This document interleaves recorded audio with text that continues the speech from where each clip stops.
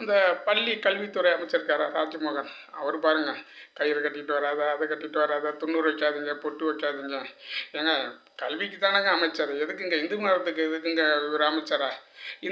இந்துக்களுக்கு ஒரு இவரா? அப்படியா என்னன்னே தெரியல. இவங்க வரவங்க எல்லாமே ஓட்டு வாங்குற வரைக்கும் இந்துக்கள் ஓட்டு வாங்குறாங்க. அதுக்கப்புறம் வந்ததுக்கப்புறம் அது செய்யாத, இது செய்யாத. நீ சொன்னீன்னா எல்லா ஜாதியும் சொல்லணும், அதானே உண்மை. இப்போ நீ என்ன சொன்ன, முஸ்லீமுக்கு வந்து குர்கா போட்டு வராதுன்னு சொல்லணும், அந்த கிறிஸ்டினை வந்து இது கொண்டு வராத சொல்லணும், புத்த மதம் அவங்களாம் இருப்பாங்க ஒருத்தர் ரெண்டு பேர், அவங்களாம் அந்தமாரி சில விஷயங்கள்லாம் பண்ணிட்டு வரக்கூடாதுன்னு சொல்லணும். அப்படி சொல்லணும். இந்து மதம் மட்டும் கயிறு கட்டிட்டு வந்தால் அது ஜாதிய பிரச்சனை. எப்படி வந்தாலும் இந்த ஜாதியை ஒழிக்க போகிறதில்ல, சும்மா ஏதோ கத்திட்டு போயிட்டே இருக்க வேண்டியது தான். இதெல்லாம் வந்து அது இந்துக்களை வந்து கேவலப்படுத்துகிற மாதிரியே இருக்குங்க.